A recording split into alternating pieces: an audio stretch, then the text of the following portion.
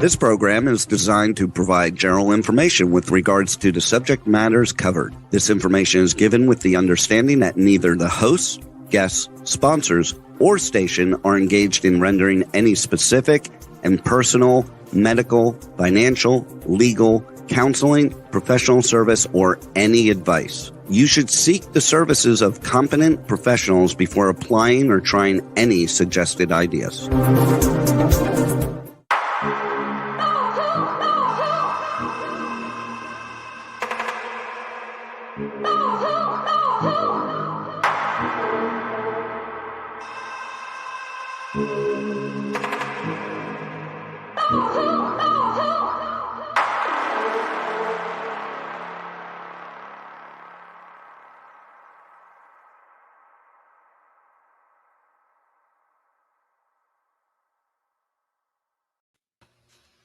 Good morning, everybody. Welcome back to Hit the Road, Jack.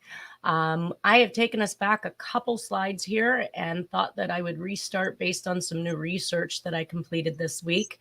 One of the things I wanted to talk about first and foremost is something that I read in the book of Stephen Dewhurst.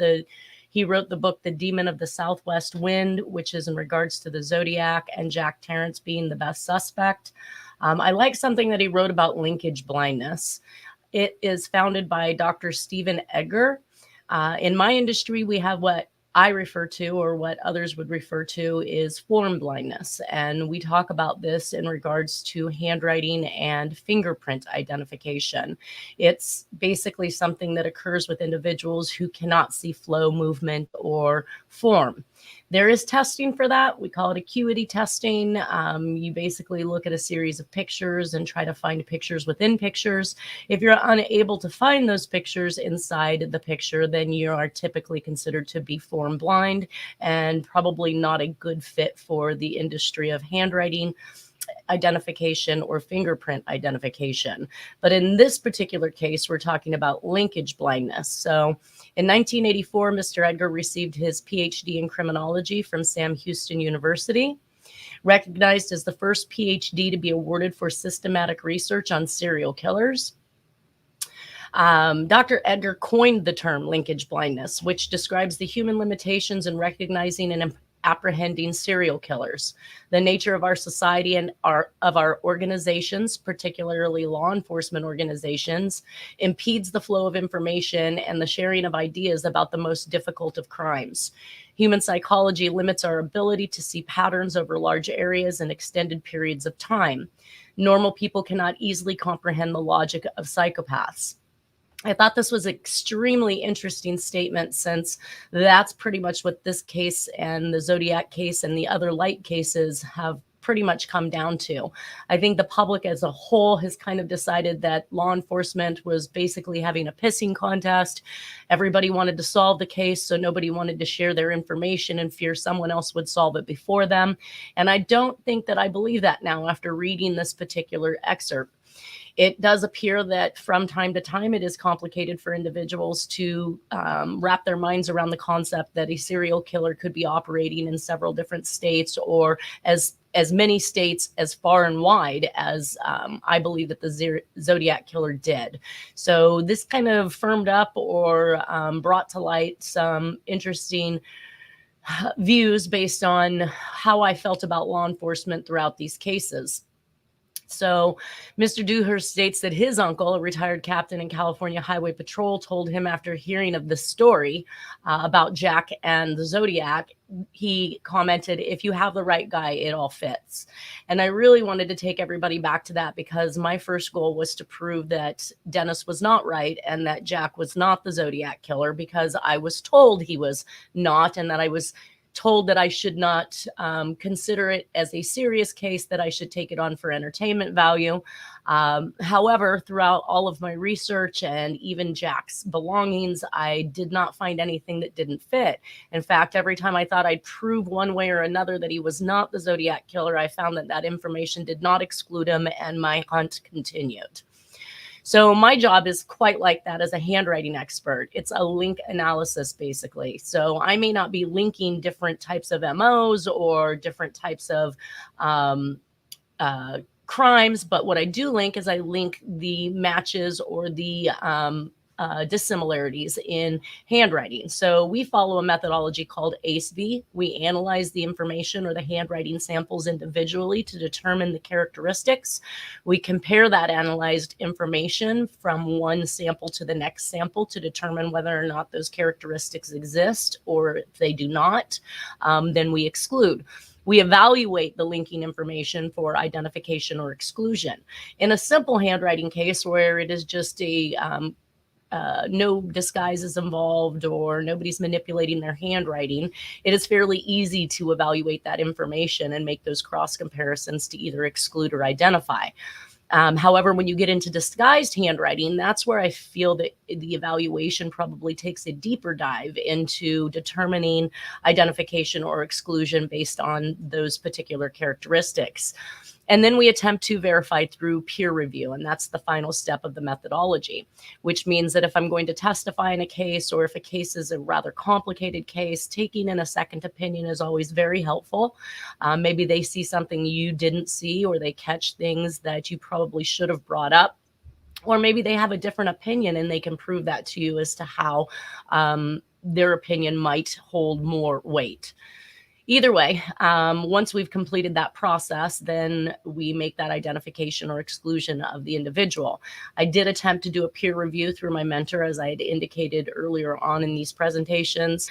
In fact, he sent it to a second mentor that I did not request. And of course, I did mention both of them came back without having even reviewed or looked at my work, and went on to say that I was not correct, or that I should not release a positive identification in this case.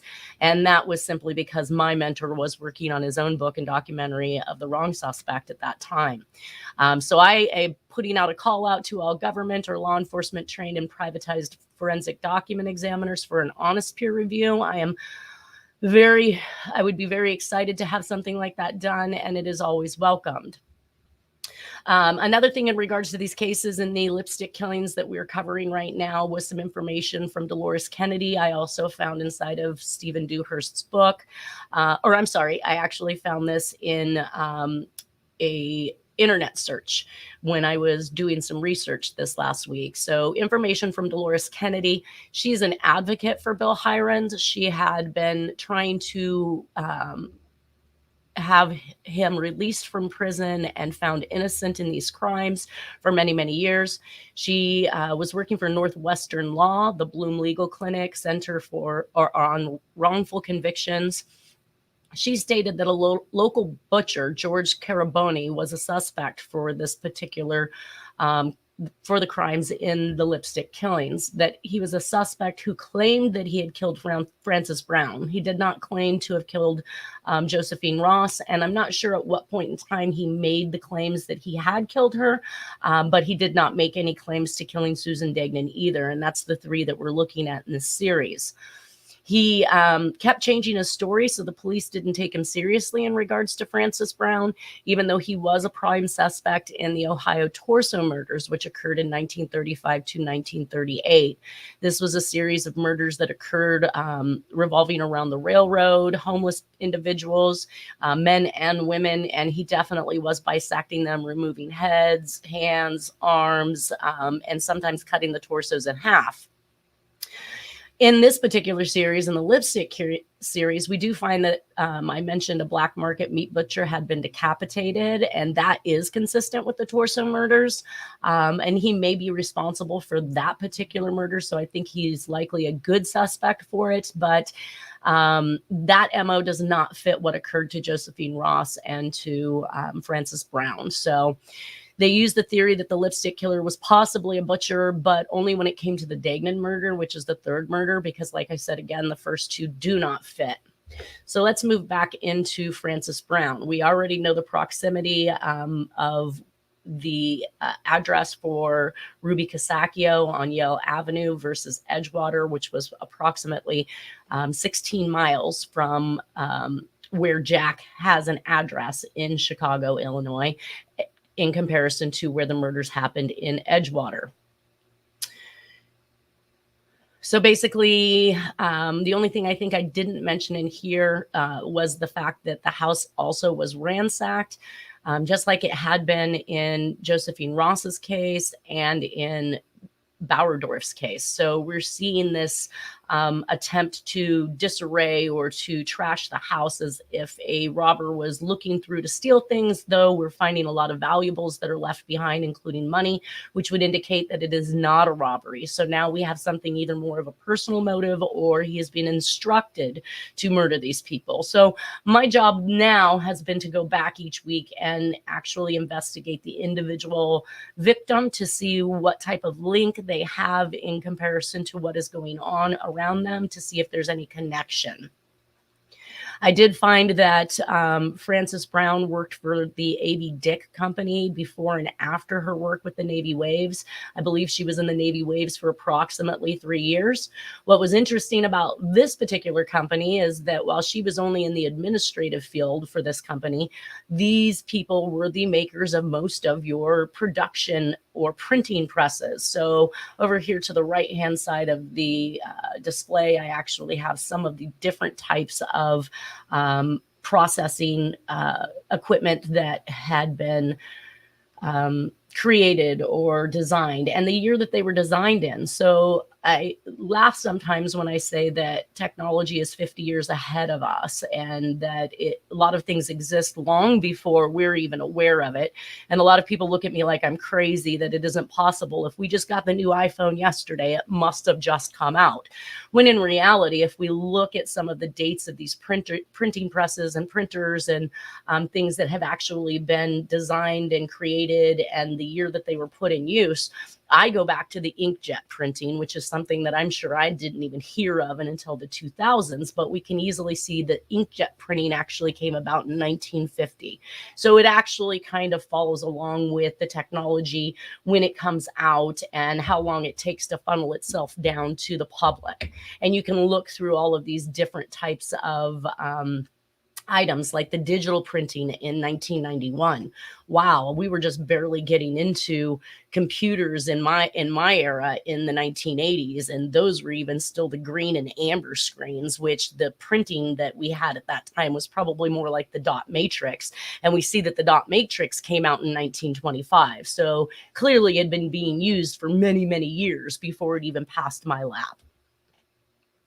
The let's see, Albert Dick coined the word mimeograph. Let's see, I don't think there's pretty much too much more to discuss here other than she was working for a printing company, and that falls back into the lap of the media because obviously if this individual is doing the duplicating presses that is going to print the newspaper, they're going to have a close relationship or one hand in another's pocket when it comes to the newspapers, books, and other items that are mass produced and mass printed. So back to the particular letter at hand, we left off with the writing on the wall, as it's called, from Illinois, from Frances Brown's apartment that said, "For heaven's sakes, catch me before I kill more. I cannot control myself." We talked a little bit about the erasures and the repeating of similar form of letters, which is an indication that the killer is attempting to either disguise his handwriting or create a message inside of a message. I did mention that the FOIA files indicated that in some of these ciphers and codes or the cryptic messages of the Zodiac killer, they'd indicated the first, second, and third last letters of a word line beginnings, line endings are being used to code messages. I personally myself have not sat down to try and entertain figuring this particular part of it out, but I do have somebody that has been working on these ciphers for a very long time, aside from Mr. Swearingham, and that is Harriet Susher. We probably will have her on next week. That's what I'm hoping for. Maybe she can kind of give everybody an idea of what these systems were that Jack used. She was informed by Dennis in regards to these. He spent a great deal of time with her discussing the different systems that Jack had taught him. So hopefully we will hear from her next week in regards to that, and we will be getting into some of those cipher solves that she has. The FOIA information on the Zodiac also indicated double encryption, so basically swapping letters for symbols and doing a substitution and transposition. Zodiac himself bragged about cryptograms, ciphers, anagrams, word games, word puzzles, and keys. So we, I believe, left off here.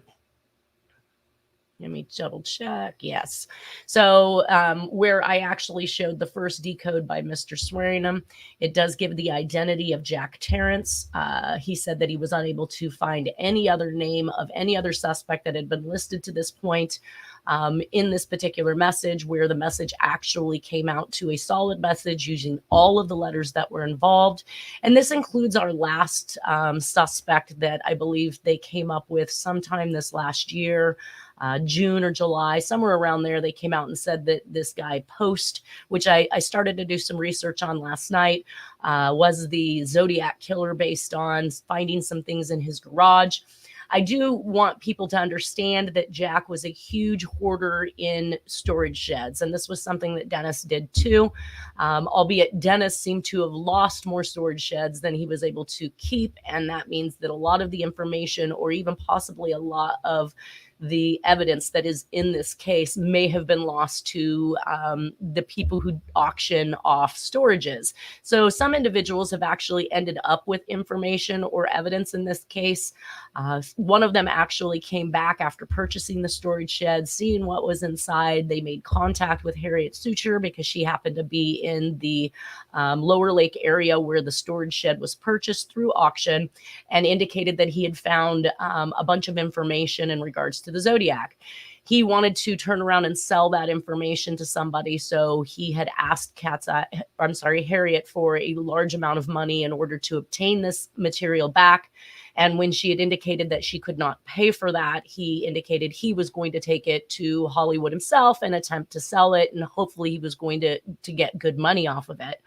For whatever reason, he came back to her at a later date and stated he didn't want anything to do with it. He didn't want to touch it. He felt that it was a time bomb, that it was not something he wanted to get involved with, and he merely just gave it to her, I believe. Although we can ask her next week whether or not she actually had to pay anything for it, but I don't think she did. And I did have an opportunity to go through some of that information. It was more or less notes and things that Dennis had put together on the case. It had nothing to do with the evidence of Jack. A little bit of writing, a little additional writing that I probably could use to put into the presentation, maybe find other connections. But there wasn't a whole lot in it. So either way, to find something in someone's house or in somebody's garage is not an indication that they were the killer. As I've been told more than once by the FBI, just because Jack has pictures of these murders does not mean that he is the killer. It means that he could have came into contact with the killer. Well, in this particular case with Post, I believe he was 78 years old when he passed away in 2018, which would have made him approximately so 60 years before and 69, it would have made him probably 28, 29 years old. Not quite the age we anticipate based on the eyewitness statements, and not necessarily just the ones from the teenagers who overlooked from a taller building the murder of Paul Stein and the suspect get away. But when we take into consideration that the first composite was a composite of a eyewitness statement of police officers. So police officers that were currently in the Presidio and had come across the Zodiac killer as he made his way back to the Presidio.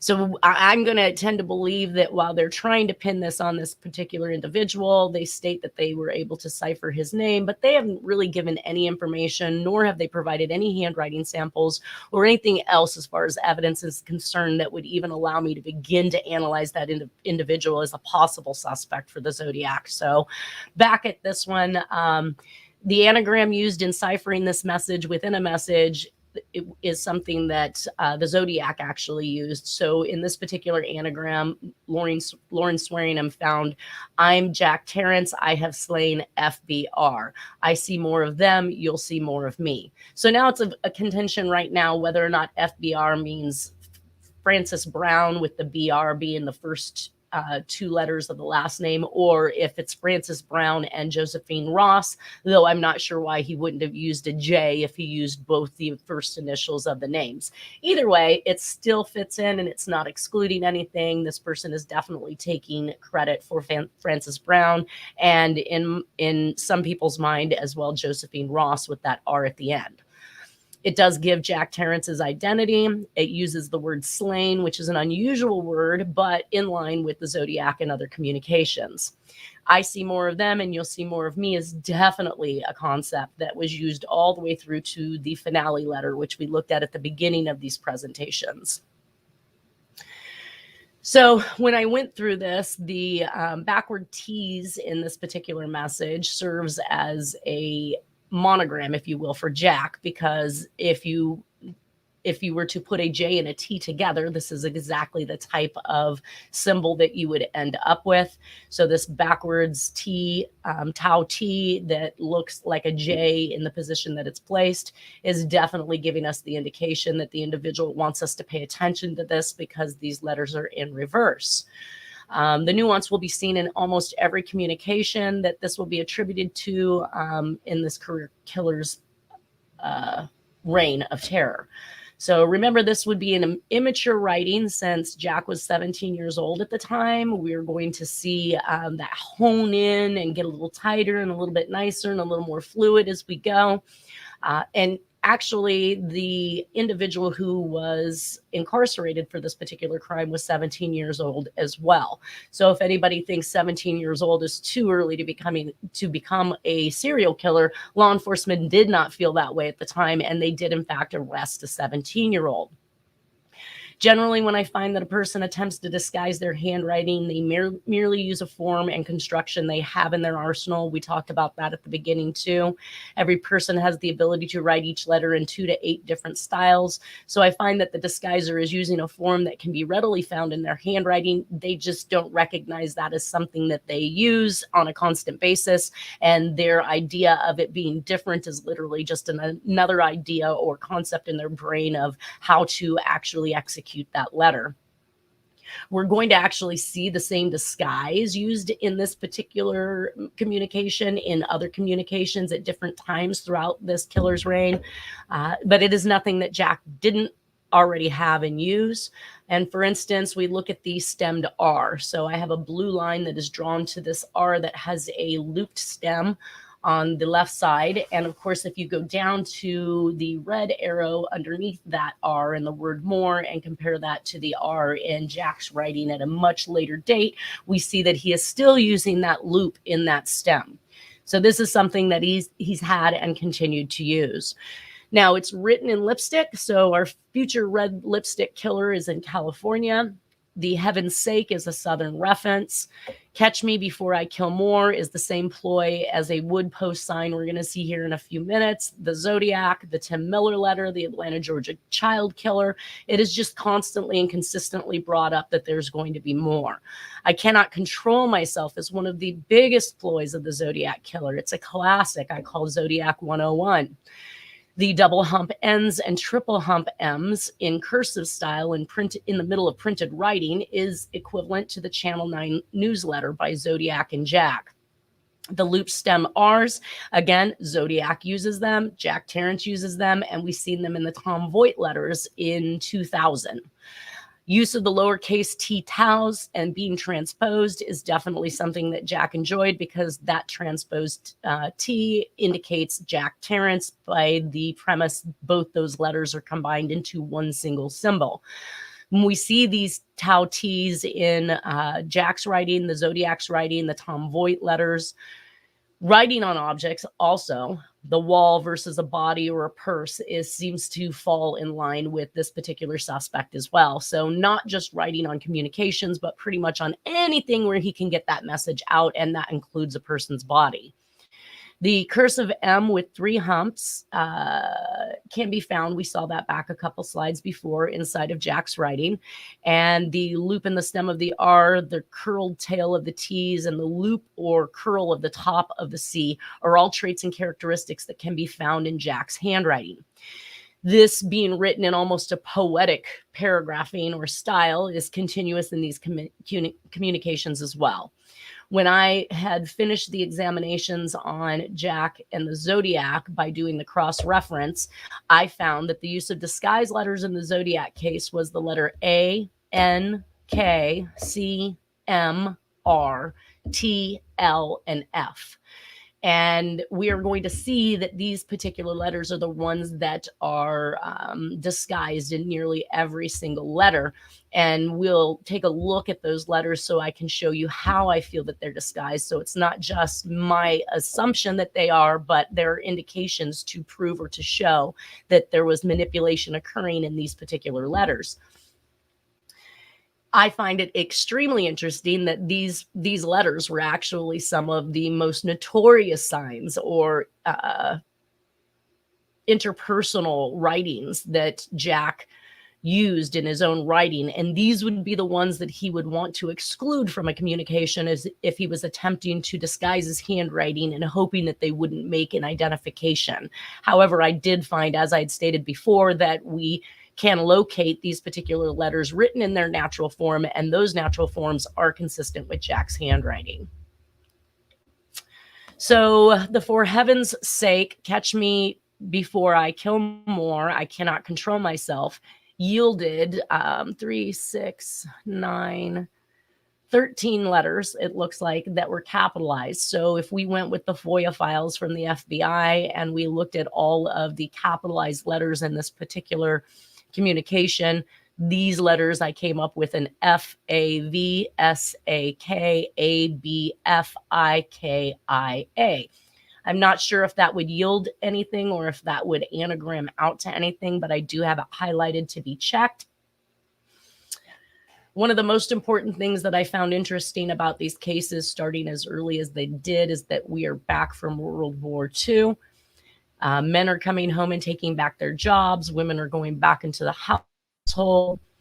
And we find that the big money maker of war has kind of been shut down and has come to an end. So now they need to find a new way to make money.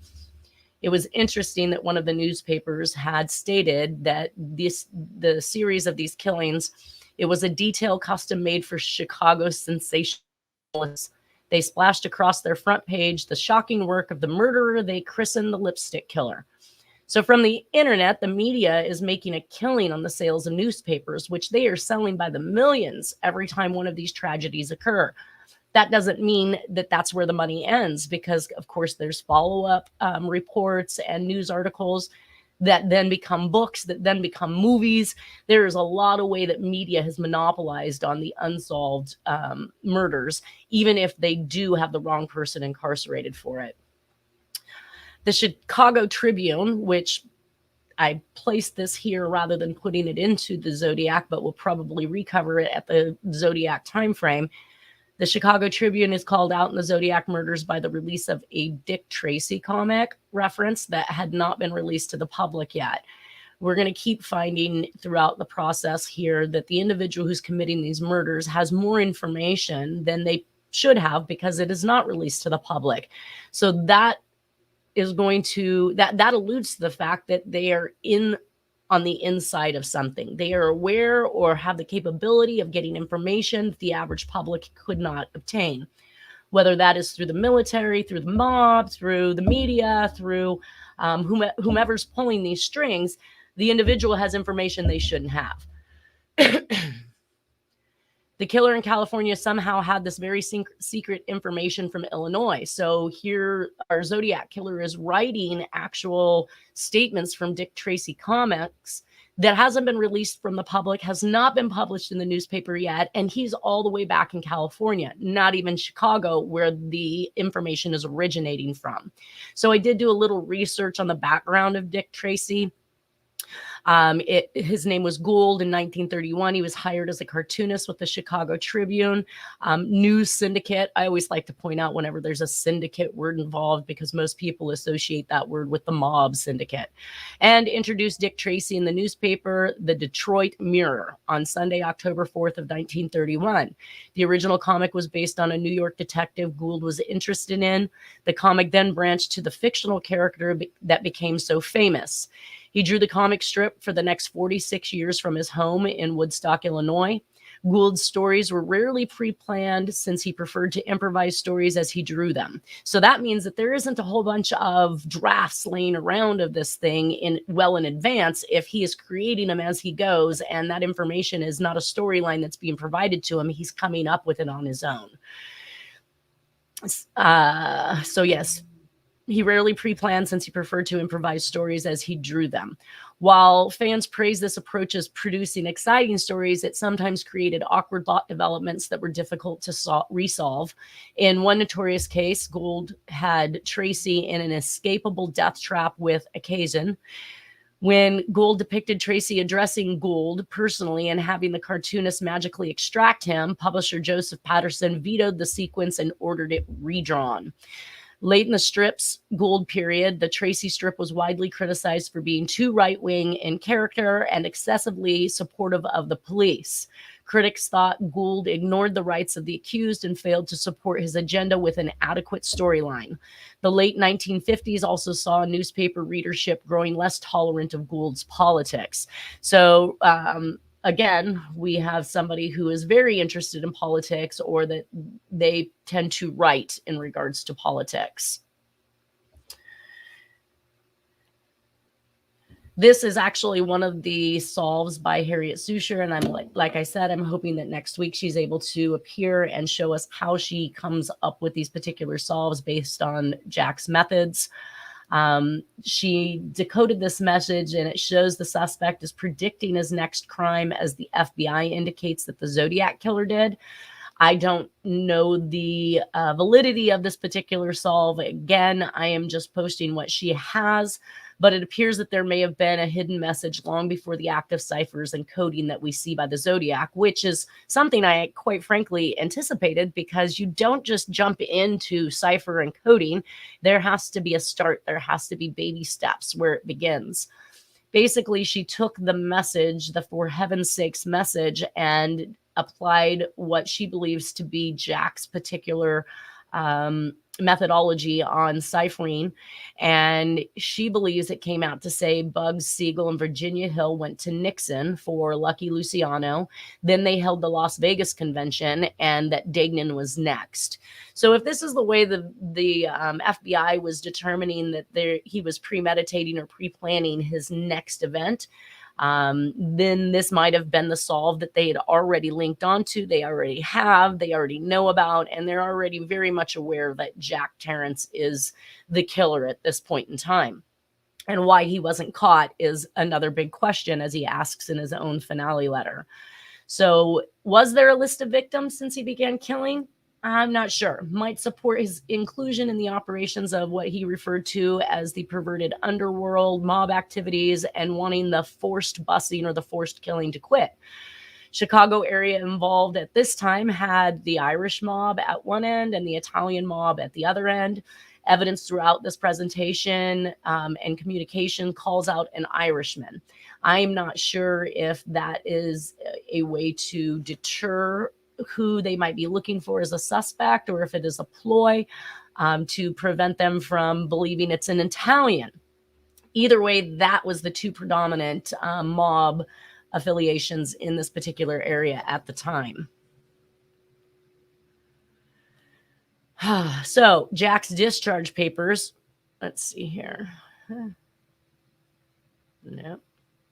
What happened to Gould? All right.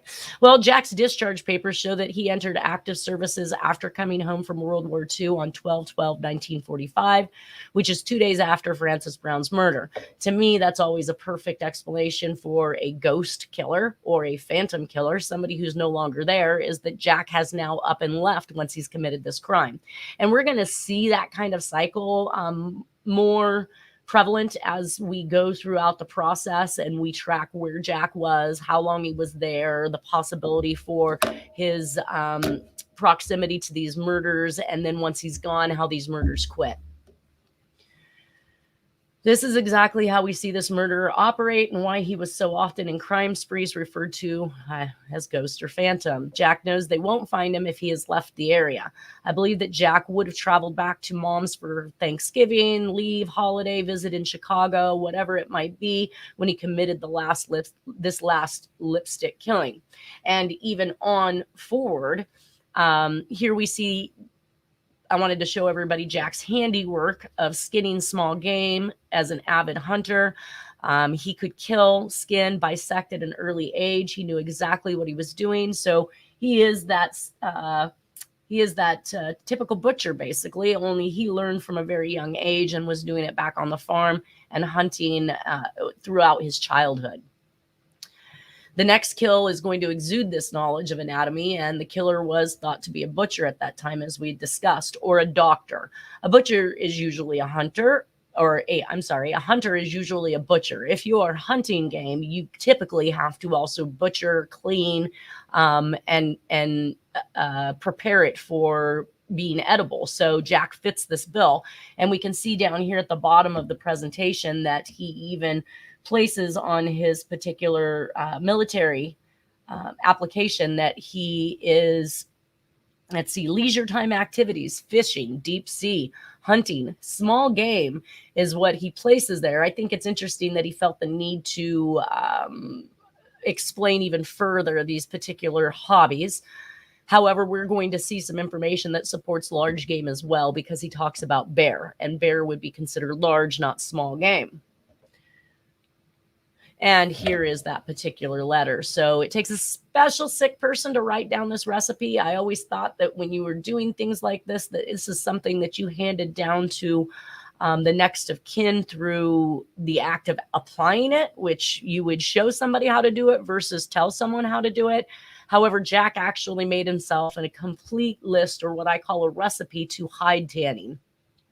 It does have some kind of, eerie things in it if you're not somebody who's used to killing animals, but it does talk about how to remove the flesh, how to remove the skin, how to treat the skin in order to save the hide.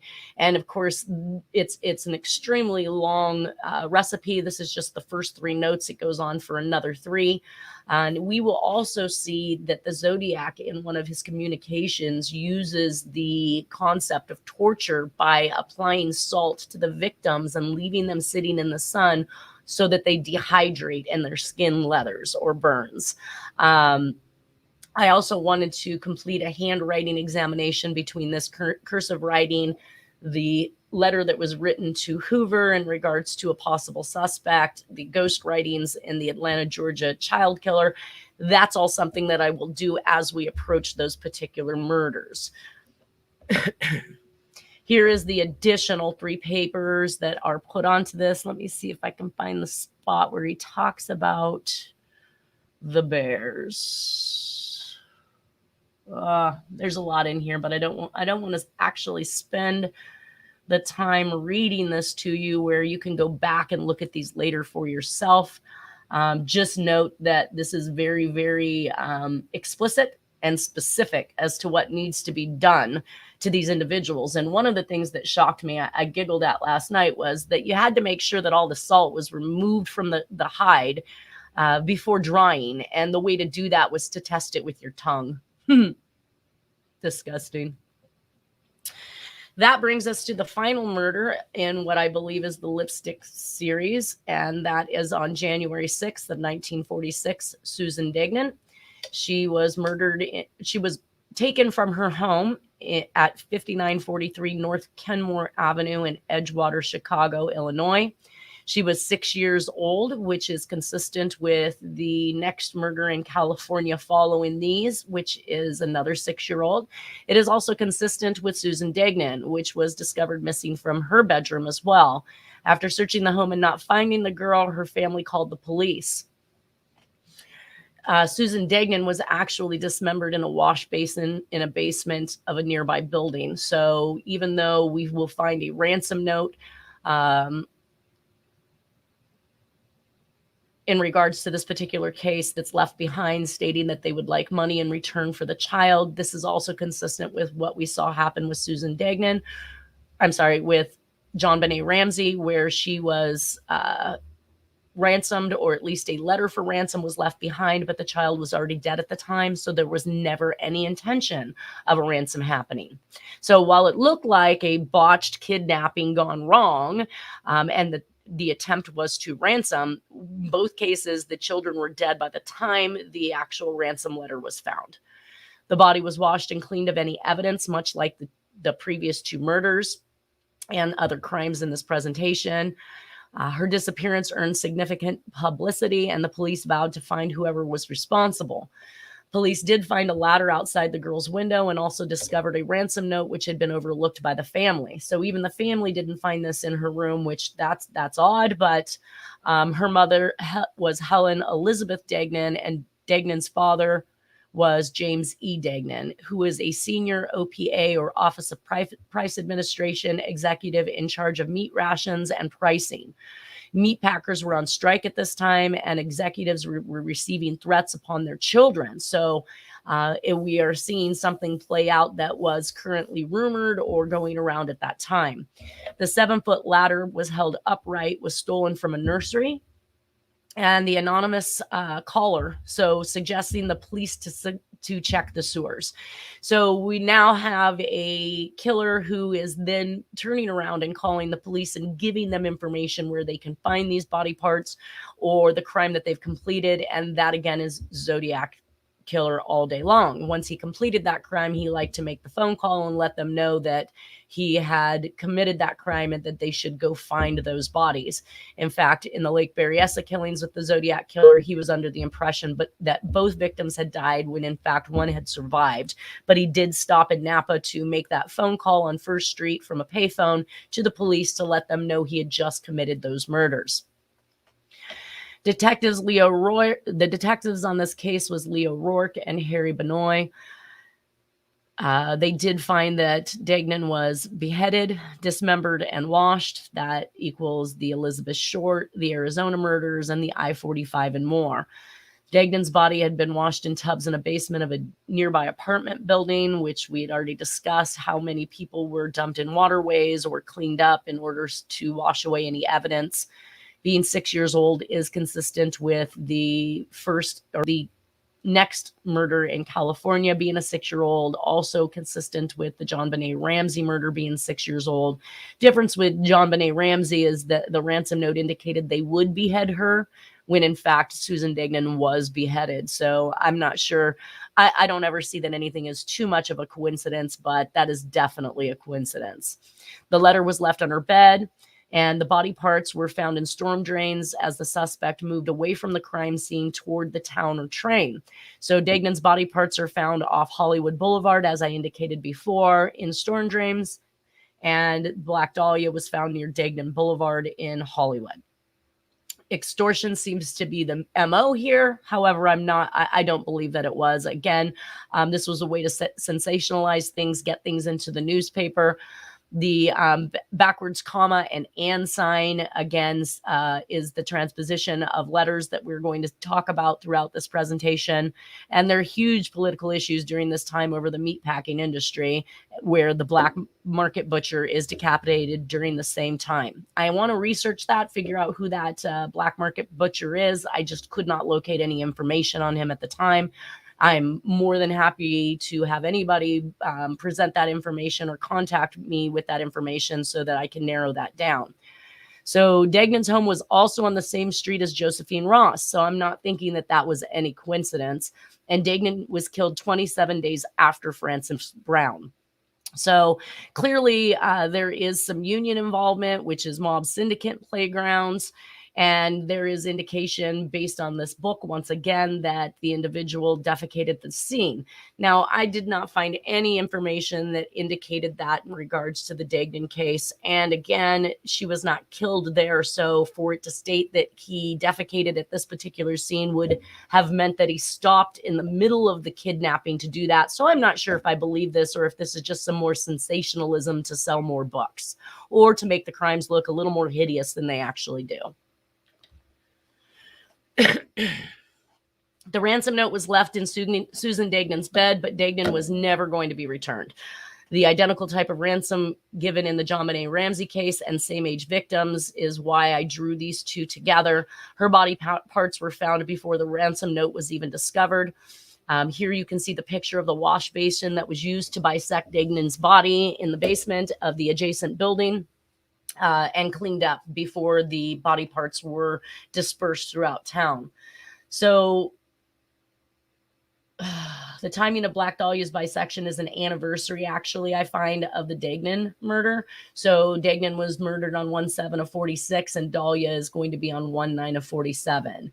And that kind of falls in line again with the anniversary theme that we started to see with the letter in the Bauerdorf case, where 1 year to that date, we're seeing a letter or communication to the police, and then we are seeing that the killer is attempting to turn himself in.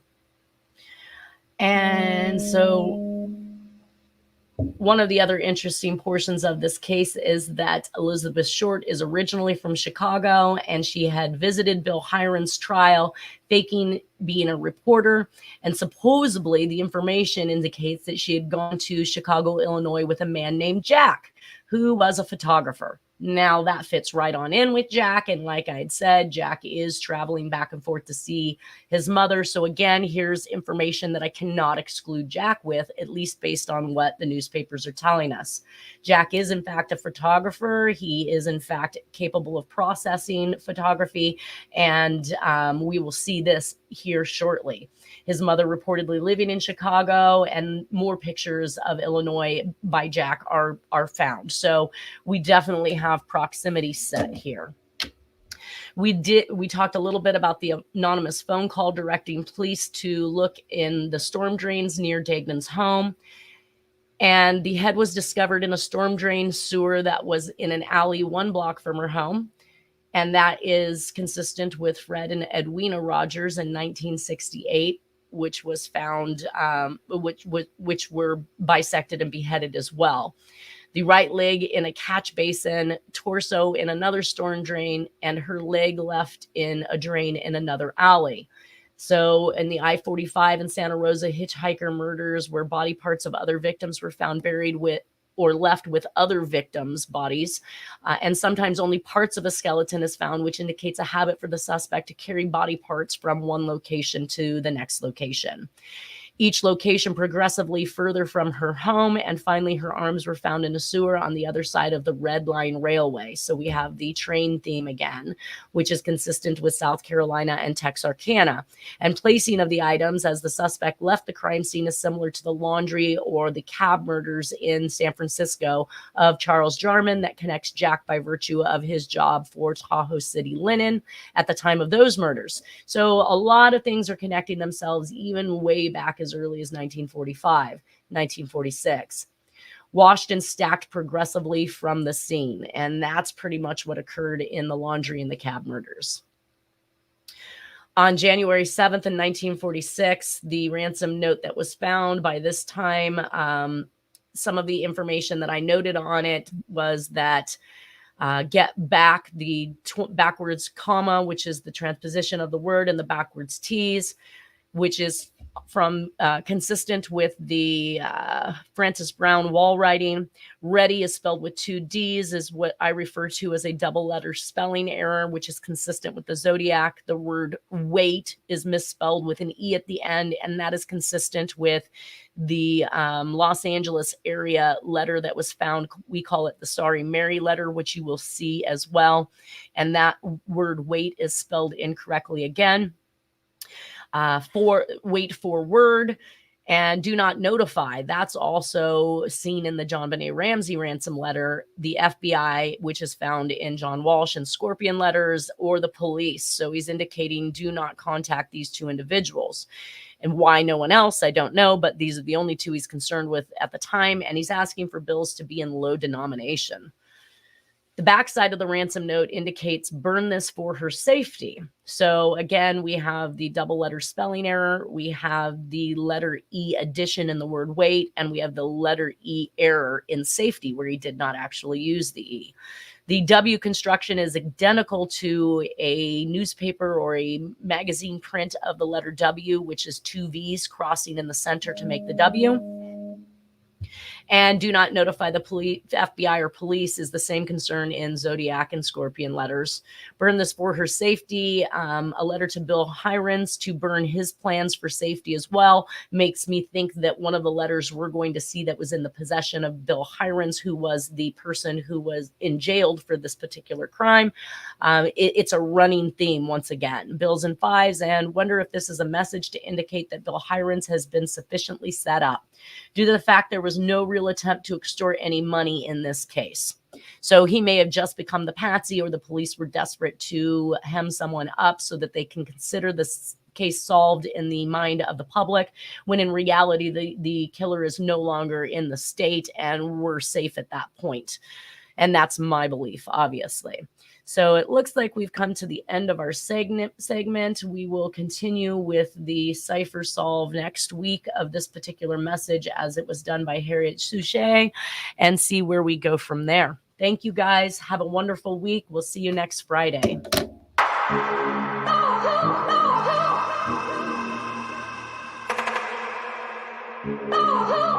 Oh,